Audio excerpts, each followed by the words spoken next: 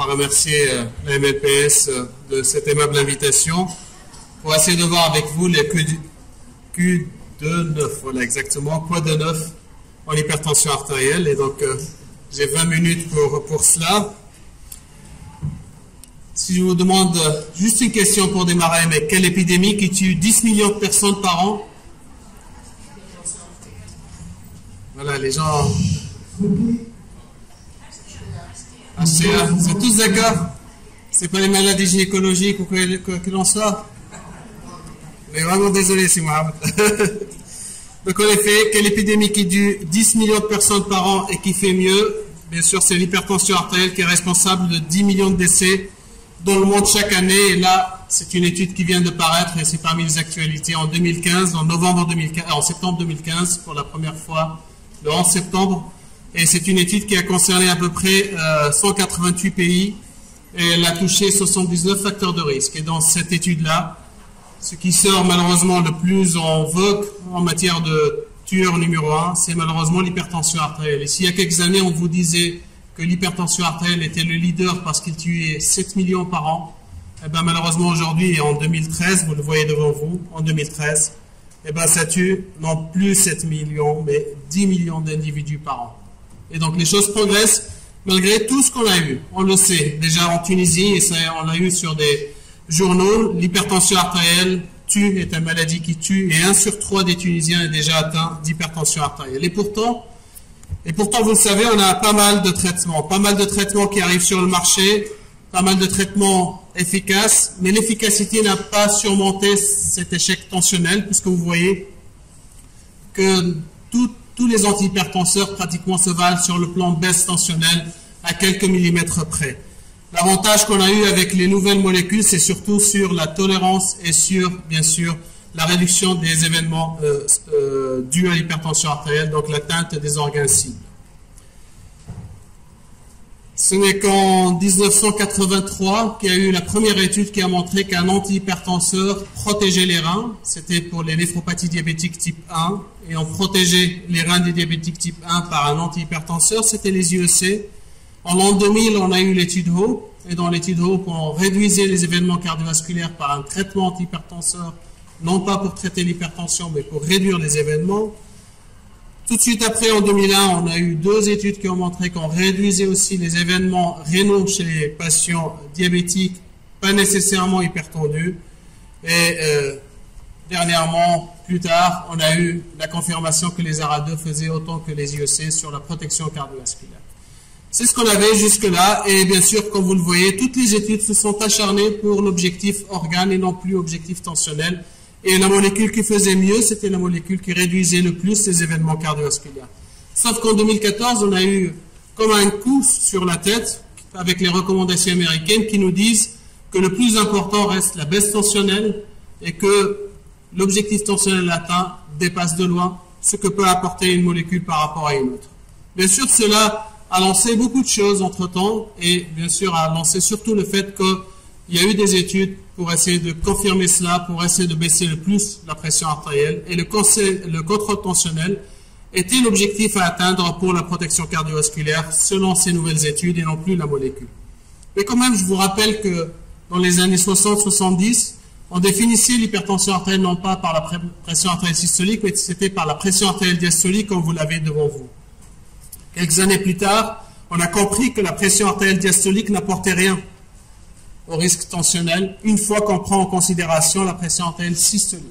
Du coup, on ne s'intéresse plus à la diastolique et on s'intéresse à la systolique. Et l'objectif fixé a été inférieur à 140/90. Après, les esprits étaient là pour dire que peut-être inférieur à 130 était mieux, peut-être même inférieur à 120 était mieux. Et donc, il fallait confirmer cela. Et c'était le design de cette étude-là. C'est pour ça qu'elle s'appelait SPRINT. C'est pour parler de la pression artérielle systolique pour SPRINT. Et bien sûr, l'intervention concernant la pression artérielle systolique. Cette étude-là, on attendait les résultats en 2018. On ne devrait pas en parler en 2015 ou 2016. C'est quoi l'étude SPRINT? C'était tout simplement une étude qui a essayé de montrer si l'objectif tensionnel standard inférieur à 140 était inférieur à un objectif beaucoup plus fixe, beaucoup plus intéressant, inférieur à 120 mm de mercure. Il fallait le montrer. Et pour le montrer, on est allé avoir les patients à haut risque cardiovasculaire. Ce sont les patients, comme vous les voyez ici, ayant une maladie rénale chronique avec une clairance de la créatine inférieure à 160. Ce sont des malades avec une maladie cardiovasculaire déjà existante, ou ce sont des malades âgés de 75 ans et plus. Et donc, ils ont éliminé par ce biais-là les patients diabétiques, je vous dirai tout à l'heure pourquoi. Et en prenant ces patients-là, ils ont essayé d'analyser le critère primaire, à savoir la survenue de la mortalité et des événements cardiovasculaires. D'après vous, qui fait mieux, inférieur à 120 ou inférieur à 140? 120, 120. Tout le monde baisser. On baisse, il n'y a pas de souci. Donc, cette étude-là a fait inclure à peu près 10 000 personnes. On attendait les résultats en 2018, sauf que déjà le 12 septembre 2015, sur le New York Times, et non pas le New England Journal of Medicine, c'était sur le New York Times, il y avait une dépêche de presse qui disait que baisser la pression artérielle pourrait, bien sûr, protéger les vies et donc pourrait réduire la mortalité des patients hypertendus. Et bien sûr, cette étude-là a réussi de mettre les patients autour de 132-135 mm de mercure et les contrôler par rapport à 120 mm de mercure. Les résultats étaient univoques puisque sur les analyses intermédiaires, on remarque qu'il y avait moins de mortalité, moins des événements cardiovasculaires, moins de 25% d'événements cardiovasculaires, avec un contrôle tensionnel intensif inférieur à 120 mm de mercure par rapport à un contrôle moins strict, c'est-à-dire entre 130 et 140. Et de là, si j'essaie de conclure, on s'arrête là, je pense, c'est plus logique. Et je dirais, inférieur à 120 mm de mercure, c'est l'évidence base. Et donc là, on a une étude qui le confirme. Et il fallait tous sortir d'ici pour dire, tous mes malades, je vais les mettre à 120 ou inférieur à 120 mm de mercure. Je ne vous conseille pas quand même, et on va essayer de voir pourquoi. Parce que cette étude vient tout à fait à l'encontre de ce qu'on avait auparavant. Vous savez que en 2007, on avait les recommandations européennes qui disaient que chez les patients en risque cardiovasculaire comme ceux de sprint, la pression artérielle devrait être inférieure à 130-80. Ils sont arrivés 2 ans plus tard pour nous dire faites attention, si on baisse la pression artérielle trop bas, on risque d'avoir une courbe J, et donc il y a une surmortalité lorsque les pressions artérielles baissent. Donc ils nous disent faisons attention. Faisons attention, pourtant, au même moment, cela veut dire en novembre 2015, on avait une méta-analyse de différentes études que vous connaissez pour quelques-uns. Et cette méta-analyse nous montre, elle a pris les patients dans ces études-là, elle a essayé de différencier entre les patients qui étaient inférieurs à 120 et les patients qui étaient entre 130 et 140. Elle a essayé d'analyser, cette méta-analyse, la survie et les événements rénaux, donc les événements rénaux et les événements cardiovasculaires, et elle montre qu'il y a une réduction, avec le meilleur contrôle tensionnel, une réduction des événements rénaux et des événements cardiovasculaires. Donc ça va déjà en faveur de sprint. Vous allez me dire, déjà une deuxième évidence. Donc je partirai d'ici pour dire inférieur à 120, c'est mieux. Quand même, il faut toujours se rappeler cela. On a une étude chez des patients qui sont déjà coronariens, chez lesquels, vous les voyez parfaitement bien devant vous, lorsqu'on baisse la pression artérielle pour l'AVC, il n'y a rien, mais pour les coronariens, dès que la pression artérielle est inférieure à 70 mm de mercure, il y a une augmentation de la mortalité chez ces patients-là. Donc faisons attention, déjà on a des preuves directes pour dire qu'on réduit les perfusions coronariennes en diastole et donc on engendre bien évidemment un événement cardiovasculaire. Voici une autre étude pour dire la même chose. On baisse la pression artérielle, ça marche très très bien pour le rein, ce sont des diabétiques type 2 protéinuriques. Ils y vont moins en dialyse, cependant, chez les mêmes patients, lorsque la pression artérielle systolique est inférieure à 120, ils ont une surmortalité. Donc faisons attention, il y a des contre-preuves pour lesquelles il faut faire attention. Et même les diabétiques, dont l'objectif dans l'étude est tout à fait équivalente à sprint, on a la même chose, mais on a eu la pression artérielle, comme vous la voyez ici, vraiment au même niveau tensionnel, mais il n'y avait pas de bénéfice. Il y avait juste un peu de bénéfice sur les AVC, mais pas de bénéfice sur les événements primaires. Et pourtant, dans cette étude-là, pour ce petit bénéfice sur les AVC, comme vous le voyez ici, il y avait plus d'hypotension et plus d'insuffisance rénale aiguë. Donc, raison pour laquelle on n'en a pas changé. Mais il y en a ceux qui essaient de faire changer les choses et ils font une méta-analyse entre l'étude sprint et l'étude accord, diabétique et non diabétique. Et ils disent, voilà, ça marche bien. Baissons la tension artérielle inférieure à 120. Donc, il faut faire attention des méta-analyses, il faut toujours avoir l'esprit critique. Et c'est pour cela que je vous dis là, essayons de raisonner. D'accord? Et on va essayer de raisonner ensemble. Et on va essayer de mettre l'étude SPRINT à la loupe. Et je vous dis déjà les premières critiques sur cette étude-là. Regardez ici. On prend les participants avec maladie rénale chronique et on avait à peu près 2000 patients. Et lorsqu'on prend les patients avec maladies rénales chroniques, aucun bénéfice sur le plan rénal. Ils réduisaient les événements rénaux, cardiovasculaires, mais aucun bénéfice sur le rein. Je baisse la tension, je préviens la maladie cardiovasculaire, mais le rein, je ne gagne rien. Et même ceux qui n'ont pas de maladie rénale chronique vont développer plus d'insuffisance rénale aiguë. Donc, globalement, baisser trop la pression artérielle fait craindre quand même des choses. Deuxièmement, et ça c'est assez important de le considérer, dans SPRINT, ils ont inclus des patients dont la pression artérielle était supérieure ou égale à 130 mm de mercure. Tout le monde a dit, mais maintenant on va traiter les patients à partir de 130 mm de mercure. Vous êtes tout à fait d'accord? On prend les patients à partir de 130 mm de mercure, on les traite, on baisse la tension inférieure à 12 et hop, moins 25% d'événements cardiovasculaires. C'est pas vrai. Regardez ici, le nombre de patients qui étaient sous traitement qui n'étaient pas sous traitement antihypertenseur. 9%, 9%. Ça veut dire quoi? Ça veut dire 91% des patients étaient déjà hypertendus sous traitement. Et lorsqu'ils étaient autour de 132, ce sont des patients hypertendus sous traitement, tout simplement. Donc, c'est pas vrai. Deuxième chose. Troisième chose, la pression artérielle n'a pas été mesurée comme vous le faites à votre cabinet. Comme toutes les études, d'ailleurs, par ailleurs. C'est une pression artérielle qui a été mesurée par un appareil automatique au cabinet. C'est ce qu'on appelle AOBPM. Cela veut dire mesure automatisée de la pression artérielle au cabinet. Le patient rentre, il ne vient pas vous voir, mais il passe dans une chambre où il est seul, avec un peu de musique. Il met l'appareil d'automesure et il mesure la pression artérielle tout seul. 3 mesures à 5 minutes d'intervalle. C'est vraiment de l'automesure. Vous savez très très bien que les niveaux de l'automesure sont inférieurs au niveau pression artérielle au cabinet. Il y a 10 à 20 mm de mercure. Donc, si vous dites inférieur à 120 mm de mercure par automesure, cela veut dire dans votre cabinet inférieur à combien? Inférieur à 140. Donc, on revient vraiment à des choses qu'on connaît parfaitement bien, qui sont tout à fait dans les normes des recommandations. Mais aussi sur les résultats. Essayez de voir. Lorsqu'on essaie de voir les résultats, et je vais essayer de voir le critère primaire ici mentionné. Lorsque je vois le critère primaire, oui, c'est positif, il n'y a aucun souci, réduction de 25%. Mais voyons un par un de ce critère primaire. Est-ce qu'on a réduit l'infarctus du myocarde? Non. Est-ce qu'on a réduit le syndrome coronarien aigu? Non. Est-ce qu'on a réduit l'insuffisance cardiaque? Oui. Est-ce qu'on a réduit l'AVC? Non. Or, on a baissé la pression artérielle. Or, la pression artérielle est tout à fait, l'AVC est tout à fait dépendant de la pression artérielle. Donc, ça nous laisse quand même réfléchir. Il y a des choses qui ne sont pas logiques. Mais pourquoi on a baissé trop l'insuffisance cardiaque? Parce qu'il y avait plus de diurétiques, comme il y avait plus de pression artérielle basse, il y avait plus de diurétiques dans ce groupe-là, et comme on a utilisé plus de diurétiques, on a moins d'événements en rapport avec l'insuffisance cardiaque. Tout simplement. Donc, il ne faut pas prendre les études comme ça se dit, tout le monde a dit, oh, c'est super, avec cette étude-là, on va mettre nos patients inférieurs à 120, c'est pas vrai. Je vous rappelle quand même l'étude accomplie, vous la connaissez tous, IEC classique versus IEC diurétique. Et on a dit toujours que l'IEC classique faisait mieux que l'IEC diurétique. C'est évident.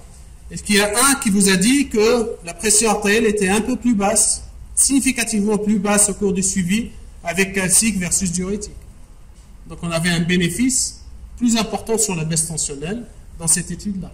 Et donc vous voyez déjà que lorsqu'on a une étude, il faut toujours sous-analyser les choses de cette étude-là, les données de cette étude-là. Deuxième étude qui a marqué les esprits. Ça vient de paraître, 2 avril 2016, New England Journal of Medicine. C'est l'étude HOPE 3. Vous connaissez tous l'étude HOPE. On a pris l'étude HOPE. C'était quoi l'étude HOPE? C'était les patients à haut risque cardiovasculaire, pour la plupart coronariens. 80% étaient coronariens. Et on les a traités par un IEC et on a montré qu'on réduisait les événements cardiovasculaires avec le critère HOPE, qui est, vous le savez très très bien, décès cardiovasculaire, IDM non fatal et AVC non fatal. D'accord? On connaît cette étude-là. Là, on est à la 3e version de cette étude-là, mais cette fois-ci, on a pris des patients non pas à très haut risque cardiovasculaire, mais à risque moyen. D'accord? Et on les a traités. C'est-à-dire à risque moyen, on a pris 12 000 patients, d'accord, des hommes au-delà de 55 et des femmes au-delà de 65, et on a pris ces patients-là avec un autre facteur de risque. Et vous voyez, les facteurs de risque, ce ne sont pas des facteurs, bien sûr, sévères, et c'est pour ça que ce sont des patients qui ne sont pas sévères. Ce sont des patients qui passent chez nous, et on s'est dit, on va voir ce qui se passe. Déjà, peu d'événements. Ce sont des patients qui ne sont pas à haut risque, ça se voit, il y a 4% d'événements seulement sur le suivi de à peu près 5 ans et demi. On a fait baisser la pression artérielle dans le groupe condensatore versus hydrochlorothiazide à peu près 127 mm de mercure, mais en tout cas inférieur à 130, versus les autres qui étaient autour de 132 mm de mercure. On s'attendait, normalement si Sprint était vrai, on s'attendait à avoir des choses bénéfiques pour ces patients-là. Regardez ces patients-là, et il n'y a rien de particulier, on a comparé ces patients-là, il n'y a rien de particulier, sauf que lorsqu'on essaie de voir les événements, quel que soit, événement primaire, événement secondaire, il n'y a aucun P qui est positif. Vous le voyez. Aucun P qui est positif. Peut-être les images vous le disent parfaitement bien. Aucun bénéfice. Aucun bénéfice. À, bien sûr, surtraiter ces patients-là et à les faire baisser leur pression artérielle inférieure à 120 mm de mercure. Vous regardez parfaitement bien que pour les événements primaires, aucun n'est positif, sauf, et ça c'est très intéressant, sauf que lorsque la pression artérielle au départ était inférieure à 143. Donc sauf pour les patients hypertendus, que c'était évident. Et deuxièmement, vous voyez ici, pour les critères secondaires, sauf pour les patients dont la pression artérielle au-delà de 140. Donc on comprend parfaitement bien que chez ces patients-là, et avec l'étude HOPE-3, qui est l'une des plus grandes études aussi dans le domaine de l'hypertension artérielle, qui vient de paraître, il n'y a pas bénéfice, même chez les patients à faible risque, de faire trop baisser la pression artérielle. Donc restons, bien sûr, optimum, et restons avec des objectifs inférieurs à 140 ou inférieurs à 130, et je dirais inférieurs à 130, comme je l'ai toujours dit, chez les jeunes et chez les protéinuriques. Le plus important, donc, c'est quoi? C'est de mettre les patients à l'objectif, inférieur à 140, ce qui n'est pas le cas pour la plupart de nos patients. Vous savez très très bien aujourd'hui avec les recommandations que c'est très simple de mettre les 3 antihypertenseurs ensemble pour mettre à l'objectif. Un bloqueur, un calcium et un diurétique thiazidique. Mais si le patient n'est pas à l'objectif, qu'est-ce que vous faites après? Quelle molécule utiliser? Bêta-bloquant, qui dit mieux? Aldactone, qui dit mieux? Il fallait le prouver. Et heureusement en 2015 aussi, on avait eu la preuve, et c'était l'étude Pathway 2. Et l'étude Pathway 2 a pris à peu près 314 patients qu'elle les a mis sous spironolactone, doxazosine, donc alpha-bloquant, et bisoprolol, et ils ont mis aussi un groupe placebo. Et qu'est-ce que ça a donné? Voici la pression artérielle de départ. Les patients sous placebo, il y a un petit effet placebo, bien sûr. Et regardez ici, bisoprolol, bêta-bloquant, doxazosine, alpha-bloquant, et spironolactone. Qui baisse le mieux? En 4e lieu, c'est l'aldactone. On a eu la confirmation, et donc normalement, on peut mettre l'aldactone en 4e intention sans aucun souci pour les patients qui résistent. Et vous le regardez parfaitement bien, spironolactone par rapport aux autres, la baisse tensionnelle était plus importante, et même lorsqu'on essaie de les comparer, il n'y a aucun souci. La pression artérielle, et c'était sur des mesures ambulatoires, hein. La pression artérielle était plus basse chez ces patients-là, il n'y a aucun souci. Et là, les P, vous les voyez, toutes les molécules sont intéressantes, mais surtout la spironolactone était plus intéressante que les autres. Vous voyez, doxazosine versus spironolactone versus bisoprolol, spironolactone versus doxazosine, spironolactone versus bisoprolol, et spironolactone versus les deux, et vous voyez que c'était toujours significatif en faveur toujours de la spironolactone. Donc voilà, il n'y a aucun souci, vous avez toujours la même chose, la spironolactone était supérieure par rapport aux autres sur la baisse tensionnelle, et vous voyez la baisse tensionnelle était à peu près de 4 mm de plus par rapport aux autres, et donc il n'y a aucun souci. Le problème, c'est que il y avait un manque. Il y avait un manque, c'était quoi, vous l'avez compris? C'était les antihypertenseurs centraux. Et j'ai pas trouvé une étude, malheureusement, 2015, mais j'ai trouvé quand même une étude 2013, je vais vous la rappeler rapidement. Si on prend les patients obèses, l'obésité, c'est quoi? C'est un tableau d'hyperactivité sympathique. Et le mécanisme d'adaptation serait une hyperactivité sympathique chez les obèses. Pourquoi? Pour entraîner une thermogénèse et stabiliser le poids, faire perdre le poids. C'est comme ça que l'organisme réagit. Mais malheureusement, cette hyperactivité sympathique va induire un hyperinsulinisme, une augmentation de la leptine, un syndrome d'apnée de sommeil, ainsi de suite, et une hypertension artérielle qui s'installe. Donc, serait-il intéressant, du moins en 4e intention chez les patients obèses, d'utiliser les antihypertenseurs centraux? On prend des patients avec syndrome métabolique, étude publiée en 2013, et on essaie de voir les paramètres métaboliques de ces patients-là, au départ. Donc, ce sont des vrais métaboliques, sont non métaboliques. Et on met les patients sous, vous les voyez ici, la charte de l'étude, donc on les met sous antihypertenseur central versus, bien sûr, placebo. Non, pas versus placebo, on voit l'effet de cela. Et vous voyez que la baisse tensionnelle est à peu près de 25 mm de mercure. Donc une baisse tensionnelle assez importante, systolo-diastolique. Et on essaie de voir après monothérapie versus ces patients qui sont sous plurithérapie. Et on voit que ça baisse de la même façon chez ces patients-là en hyperactivité sympathique. Je vous rappelle que les antihypertenseurs centraux réduisent l'activité sympathique. Âgés ou peu âgés, bien sûr, les plus âgés en bénéficient moins que les moins âgés. Et les patients en post-ménopause, bien sûr, en bénéficient moins que celles qui ne sont pas en post-ménopause. Donc, ça a l'air d'être intéressant, surtout qu'on a une réduction, comme vous le voyez ici, des paramètres, comme vous le voyez ici, en rapport avec le syndrome métabolique. Donc, il y a déjà un bénéfice, éventuellement, par l'étude Merci, éventuellement, un bénéfice des antihypertenseurs centraux en 4e position chez ces patients-là. Mais il ne faut toujours pas se rappeler une donnée fondamentale, c'est celle-là. C'est que si on se compare aux Américains, si on prend 100 hypertendus tunisiens, 60 ne se connaissent pas hypertendus. Et si on se dit qu'on est efficace, avec 35% de patients équilibrés, si on prend les 100 hypertendus, mais dont la plupart ne sont pas diagnostiqués, on n'est qu'à 12% de patients équilibrés. Et cela nous le rappelle parfaitement bien le registre Rachia Diabète, qui nous dit que sur 20 000 nouveaux cas en 2008, diagnostiqués, presque 6 000 ont été diagnostiqués à cause d'une complication. Ils étaient diagnostiqués hypertendus à cause d'une maladie rénale ou d'une maladie cardiovasculaire ou d'une maladie cérébrovasculaire ou autre. Donc il faut qu'on fasse ce diagnostic. Donc je ne vous ai pas dit que des choses qui sont très intéressantes, vous êtes tout à fait d'accord.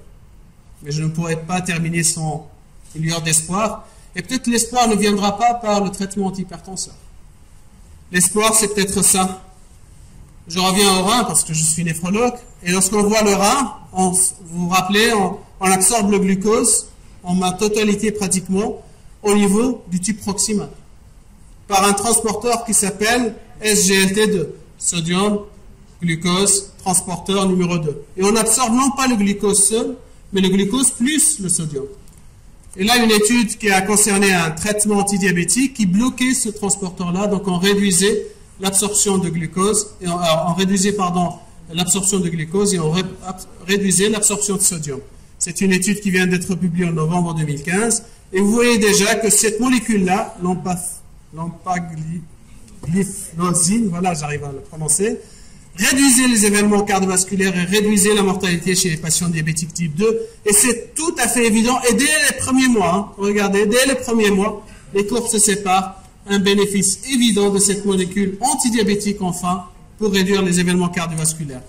Enfin, il y a une réduction des événements cardiovasculaires, et vous le voyez ici, la mortalité par cause cardiovasculaire, elle ne dépasse quel que soit le traitement utilisé. Sous IEC ou pas sous IEC, vous voyez, même lorsque les patients sont sous IEC, il y a une réduction en faveur de cette molécule-là. Si vous voulez avoir plus d'informations, bien sûr, vous serez la bienvenue au Congrès européen d'hypertension artérielle en juin, le 10 au 13 juin 2016, au mois de Ramadan, mais ça ne nous empêche pas, bien sûr, d'être là pour le savoir et d'effectuer notre jeûne sans aucun souci, bien évidemment. Je vous remercie pour votre attention, je m'excuse pour les minutes.